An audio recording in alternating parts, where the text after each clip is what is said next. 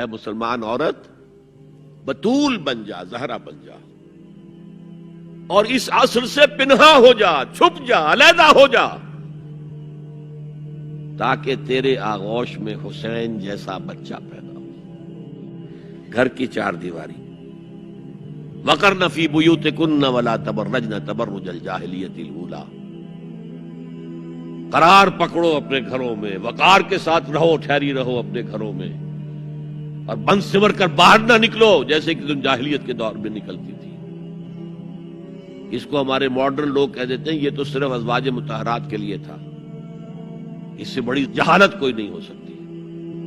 دیکھیے ایک نقطہ، یہ شاید پہلے کبھی آپ کے ذہن میں نہ آیا ہو،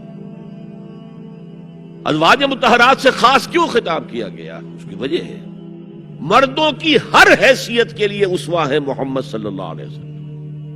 مبلغ کے لیے ہے کہ نہیں؟ سب سے بڑا کام تو آپ کا تبلیغی تھا۔ مزکی اور مربی کے لیے ہے کہ نہیں؟ باپ کے لیے ہے یا نہیں؟ شوہر کے لیے ہے یا نہیں؟ سپہ سالار کے لیے ہے یا نہیں؟ قاضی القضات کے لیے ہے یا نہیں؟ مرد کی ہر حیثیت کے لیے اسوہ ہے۔ آخر عورت کی نسوانی زندگی کے لیے تو حضور رسوا نہیں بن سکتے، یہ خلا ہے۔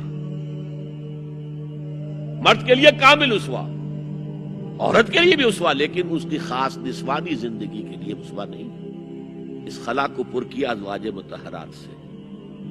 لستن کاحد من النساء، اے محمد کی بیوی تم عام عورتوں کی مانند نہیں ہو۔ پھر جو احکام دیے گئے ہیں وہ سب کے لیے ہیں، لیکن اس میں چیریٹی بگنز ایٹ ہوم، گھر سے شروع کرو۔ سب سے پہلے خواتین، حضور کی بیویاں جو ہے وہ مخاطب۔ یہ دوسرا قلعہ ہو گیا، حافظ ناموس زن۔ مقصد کیا ہے؟ عورت کی عزت، عورت کی عصمت، عورت کی عفت کی حفاظت۔ تیسرا جسے ہم ستر کہتے ہیں، عورت گھر میں بھی ہے، گھر میں ہے، اور وہاں صرف محرم آئیں گے، نامحرم نہیں آئیں گے۔ محرموں کی اتنی لمبی لسٹ دی گئی ہے، اللہ نے کس لیے دی ہے؟ کیا قرآن مجید میں لفاظی ہے؟ ایک ایک لفظ گھر کے اندر نامحرم نہیں آئے گا۔ گھر میں اگر وہی ایک بیٹی تھی جو آپ نے اپنے داماد کو دے دی ہے اور کوئی اور بیٹی نہیں ہے تو داماد گھر میں آ سکتا ہے ورنہ نہیں آ سکتا۔ سالی سے اس کا پردہ ہے، دیور سے بھابھی کا پردہ ہے، چچازاد بھائی بہنوں کا پردہ ہے۔ چچا سے پردہ نہیں ہے، ماموں سے پردہ نہیں ہے، چچازاد پردہ ہے، ماموں زاد پردہ ہے، خالہ زاد پردہ ہے، پھوپھی زاد پردہ ہے۔ یہ سارے احکام کس لیے دیے گئے؟ گھر کے اندر بھی ستر اور نگاہیں نیچی۔ لباس وہ پہنو جو ڈھیلا ہو، تنگ نہ ہو، ٹائٹ نہ ہو، جو جسم کے نشیب و فراز کو واضح کر رہے ہیں، اتنا باریک نہ ہو کہ جسم جھلک رہا اس میں سے۔ اور اس پر اضافہ وَاضْرِبْنَا بِخُمُرِهِنَّ عَلَى جُيُوبِهِنَّ، اپنے گریبانوں کے اوپر اپنی اوڑھنیوں کے، یہ خمار آ گیا کہ اوڑھنی ہوتی ہے، اس کے بکل مار لو۔ اس کے باوجود بھی نگاہیں نیچی رکھو۔ باپ کی نگاہ بھی نہ پڑے تمہارے نسوانی حسن پر، وہ بھی مرد ہے۔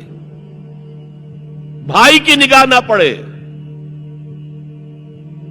اہل ایمان تم بھی اپنی نگاہیں نیچی رکھو، اور اہل ایمان عورتوں تم بھی اپنی نگاہیں نیچی رکھو۔ تین پردے ہیں مسلمان عورت کے،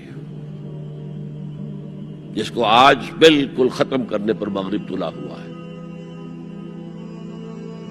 اس لیے کہ کسی بلی کی دم کٹ جائے تو وہ چاہے گی کہ سب کی کٹ جائے۔ ان کا بیڑا غرق ہو چکا ہے، ان کی تہذیب ختم ہو چکی ہے، تہذیب نہیں ہے آج ان کے پاس، خاندانی نظام ختم ہو چکا ہے۔ بوڑھے والدین کو لے جا کے اولڈ ہاؤسز کے اندر پھینک دیا، اور وہ سال سال بھر ترستے رہتے ہیں، کوئی نہ بیٹا آتا ہے نہ بیٹی آتی ملنے۔ بس ٹھیک ہے نا، ہم نے فریج دے رکھا ہے، سب کچھ سامان وہاں پہ ہوتا ہے، ٹیلی ویژن دے رکھا ہے، اپنا وقت گزاریں۔ اپنے بیٹوں بیٹیوں کو دیکھنا نصیب نہیں ہے۔